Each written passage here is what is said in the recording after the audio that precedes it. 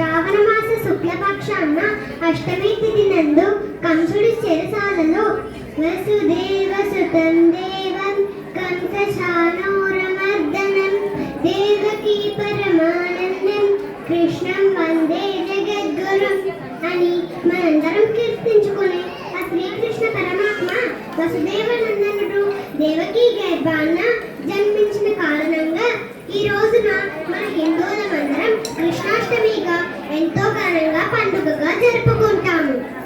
ఈ రోజున అందరం ఆ చిన్ని కృష్ణుని పాదముద్రలను తమ ఇంటి వాకిళ్ళ నుండి పూజ గది వరకు తీర్చిదిద్దుతారు.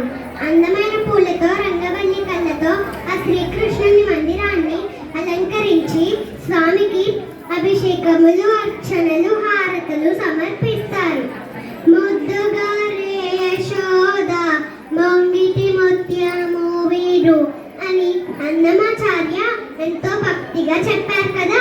మరి అలాంటి శ్రీకృష్ణుడి తల్లి అయిన యశోదామాత భగవానుడికి రోజుకి 8 సార్లు భోజనం ప్రేమగా తినిపించేదట.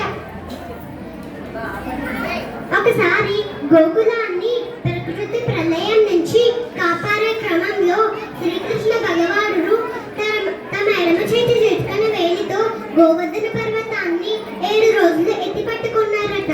ఆ 7 రోజులు స్వామి ఏమీ తినలేదట. ఆ 7 రోజుల తర్వాత ప్రకృతి శాంతించిన పిదప గోవర్ధనగిరి కింద రక్షణ పొందిన గోకులవాసులందరూ రోజుకి 8 సార్లు 7 రోజులుగా మొత్తం 56 సాత్వికమైన ఆహార పదార్థాలను వెన్న, నెయ్యి, పాలు, పెరుగు ఇంకా ఉల్లి, వెల్లుల్లి లేని మన హిందువుల సాంప్రదాయమైన వంటకాలను నైవేద్యంగా సమర్పించారట.